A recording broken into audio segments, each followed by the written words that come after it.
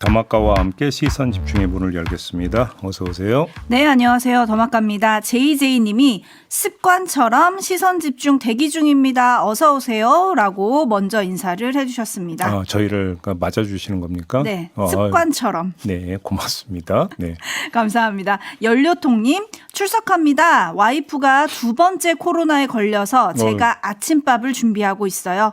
날이 덥지만 주위에 감기나 코로나 걸린 분들이 심심찮게 보이니 모두들 감기 조심하세요 라고 보내주셨는데 코로나 입원 환자가 6주 연속 증가하고 있다고 하네요. 그러니까요. 코로나 환자가 다시 는다고 하더라고요. 그러니까요. 예. 아유 더운데 또 마스크를 써야 하나.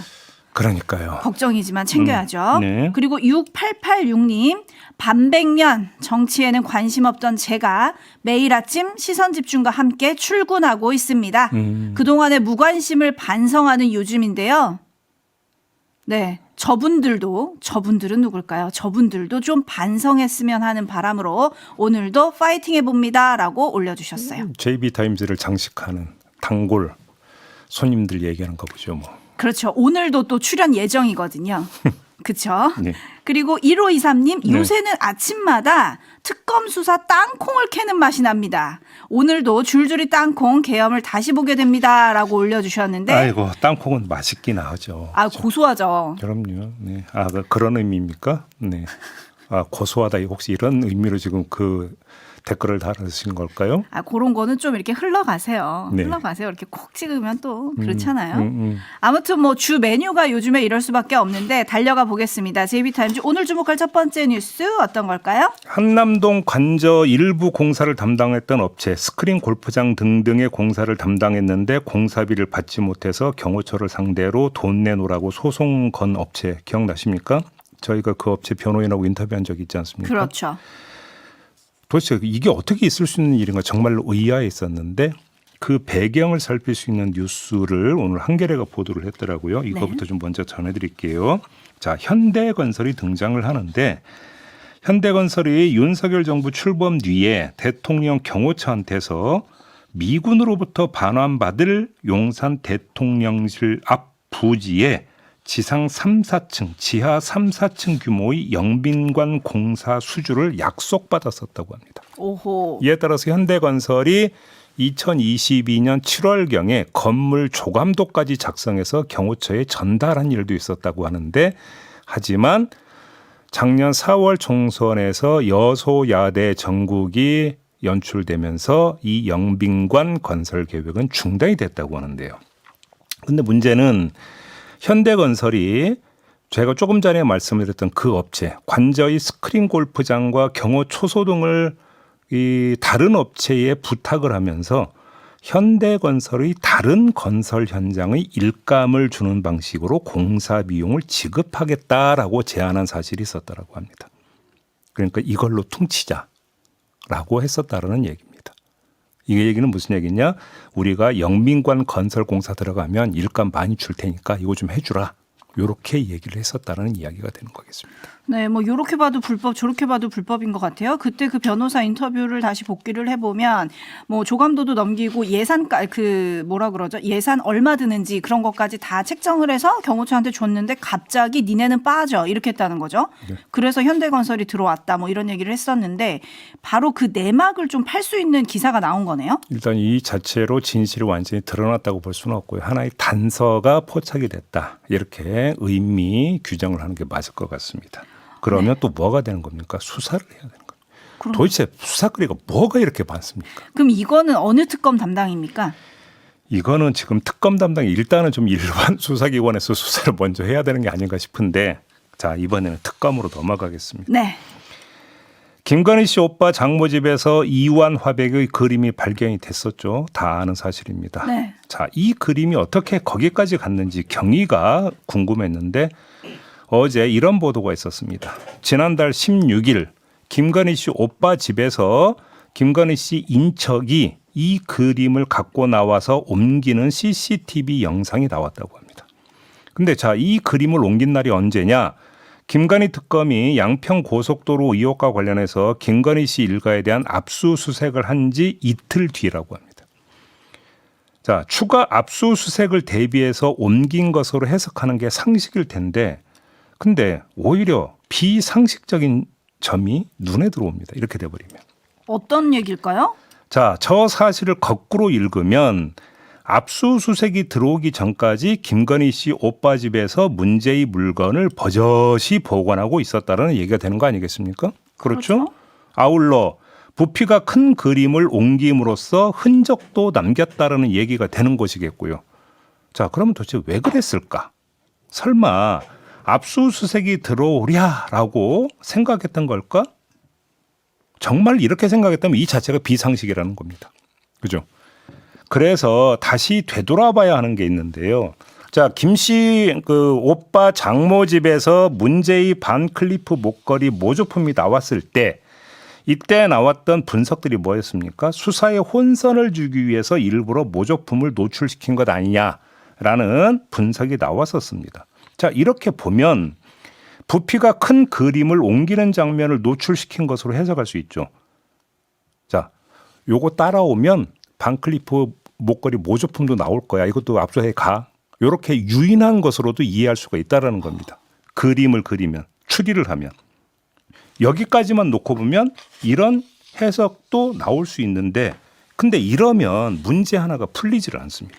지금 김창면 님이 비상식을 상식이라고 평소에 생각하는 거 아닌가요? 라고 물음표를 해주셨는데 JB의 해석을 따라가도 문제가 있다. 그게 뭡니까? 쉽게 얘기하면 지금 제 분석에 따르면 이완 화백 그림은 이른바 미끼 상품이다.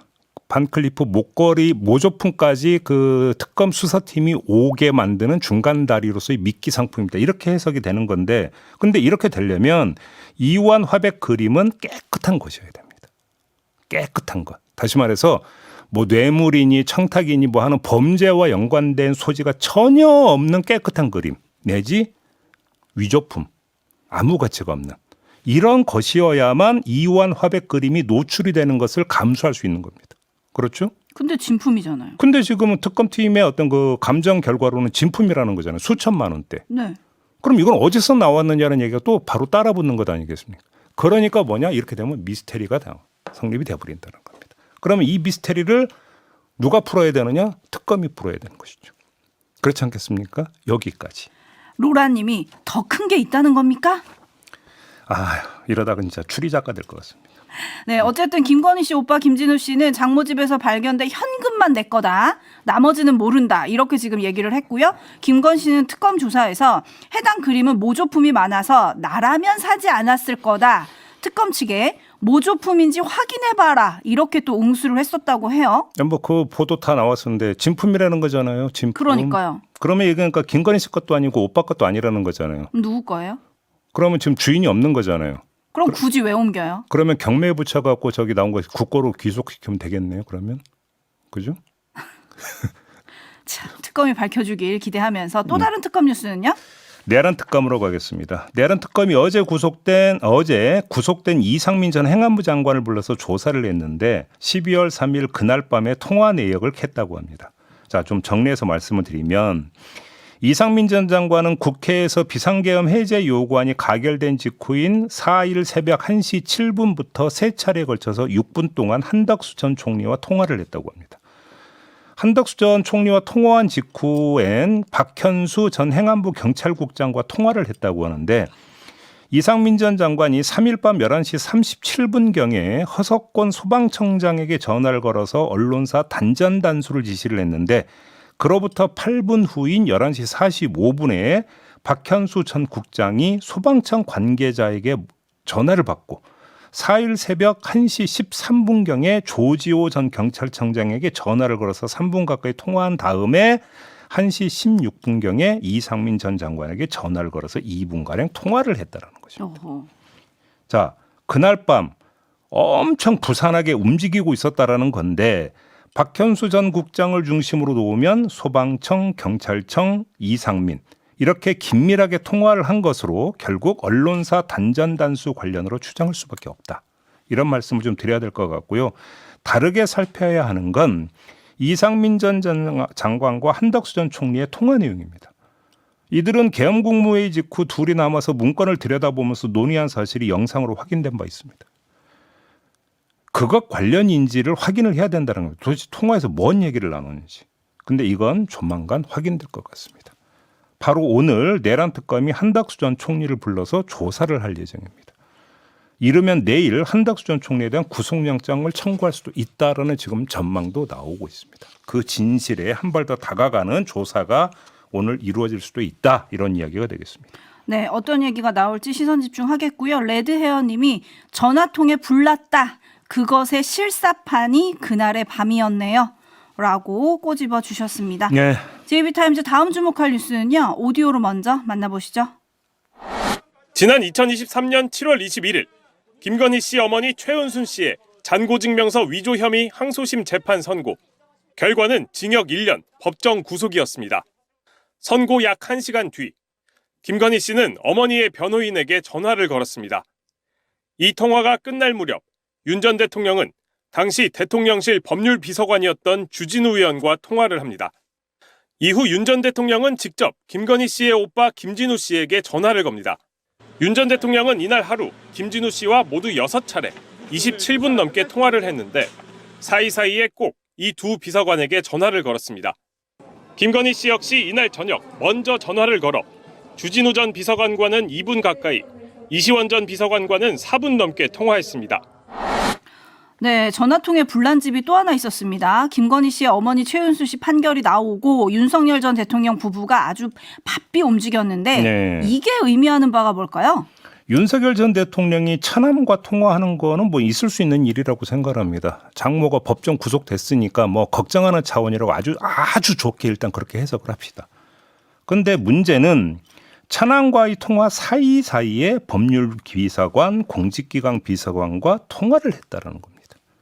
이건 누가 봐도 김진우 씨와의 통화 내용과 연결되는 것으로 볼 수밖에 없습니다. 그럼 그 연결 내용이 뭐겠느냐? 이게 핵심 아니겠습니까? 그러네요.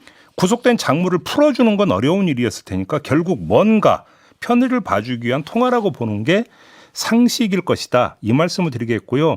근데 이 상식이라고 말씀을 드리다 보니까 비상식 여기서 또 하나 확인되잖아요. 근데 김건희 씨는 왜 비서관들하고 통화를 합니까? 그러니까요. 아니 아무것도 아닌 사람이 왜 비서관들하고 통화를 하는 겁니까 도대체? 이건 비상식이다. 이 점도 함께 말씀을 드려야 되겠고요. 네, 달콩이 님이 대통령실이 김건희 일가 로펌이었나요? 라고 물어주셨고, 공정사회님 이때는 경로 안 했을까요? 라고 또 물음표 찍어주셨는데 네. 일단 통화한 시각과 상대는 나왔고 무슨 내용이 오고 갔는지는 또 추가로 밝혀져야 될 것 같습니다. 네. 또 다른 소식은요? 윤석열 전 대통령이 어제 열린 내란 수계 재판에 또다시 불출석했습니다. 이번이 5번째입니다. 김건희 씨는 어제 김건희 특검에 불려가 조사를 받았지만 진술 거부권을 또 행사를 했습니다. 자, 부부의 이런 행보에는 한 가지 공통점이 있습니다. 모두 구속 이후에 보이는 행태라는 점입니다. 자, 그럼 이 지점에서 분석을 해야 되는 게 하나 있겠죠. 도대체 왜 저러는지. 하지만 안 할랍니다. 왜 안 합니까? 자, 이러면 이제 나오는 게 뭡니까? 전략 아닙니까? 재판 대응 전략이다. 뭐 예를 들어서 조사 대응 전략이다. 이런 식으로 하면서 그 전략이 뭐냐 이걸 분석을 해야 되는데 전략이라고 하는 거는요. 희망이 있을 때 발휘되는 겁니다. 그런데 두 사람에게 지금 무슨 희망이 있는 걸까요? 한번 되물어 봅시다. 두 사람의 공통의 희망은 수위를 벗고 자유의 몸이 되는 것 아니겠습니까? 근데 도대체 어떤 전략이 이런 희망을 현실로 만들어줄 수 있습니까? 제가 볼 때는 아무리 찾아도 그건 없습니다. 윤석열 전 대통령은 잘해야 무기징역이고 김건희 씨는 혐의별 형량 곱하기 16을 하면 그 합이 좋기 수십 년 될 수가 있습니다. 도대체 무슨 전략으로 이 형량의 무게에서 벗어날 수 있는 겁니까? 무죄를 받아야 되는데. 그게 가능하다고 보십니까? 어차피 유일한 희망은 자신들이 정치적 희생양으로 인정이 돼서 나중에 사면을 받는 것. 이거 말고는 없다. 본인들 스스로 이렇게 생각할 거 아니겠습니까? 그러면 재판과 조사에 정치적으로 대응하는 것. 이거 말고는 없다. 그러니까 이렇게 가는 것이다. 제 깜냥으로 이 해석 말고는 다른 건 없다고 생각합니다. 토토로님이 한 사람에게 몰아주는 희망일까요? 누구에게요? 옥황상제님, 부부가 법기술을 전 국민에게 계몽시키고 있는 겁니까? 라고 또 보내주셨는데 다른 소식은 어떤 게 있을까요? 민주당 3대 특검 종합대응특별위원회가 지난 11일 서울구치소를 방문해서 윤석열 전 대통령 체포 시도 장면에 담긴 CCTV 영상 등을 확인하려고 했지만 구치소가 자료를 제출하지 않았습니다. 이건 전해드렸어요. 자, 그러자 상임위원회의 자료 제출 요구권을 발동하는 방안을 추진하기로 했다고 합니다. 공석인 법사위원장이 선출되는 대로 법사위 의결을 거칠 예정이라고 하는 건데 김건희 특검팀도 영상 공개에 동의를 하고 있다라는 보도가 있었습니다.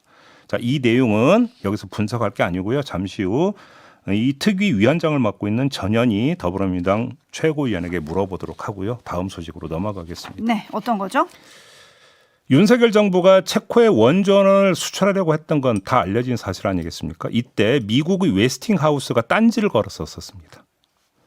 근데 윤석열 정부가 웨스팅하우스와 불평등 협정을 맺었다고 합니다. 이게 뒤늦게 확인이 됐다고 하는데 한국수력원자력, 줄여서 한수원이라고 부르죠. 그다음에 한국전력 그리고 웨스팅하우스 간에 타협 협정서가 공개가 됐는데 이 내용을 좀 주목해서 봐야 됩니다.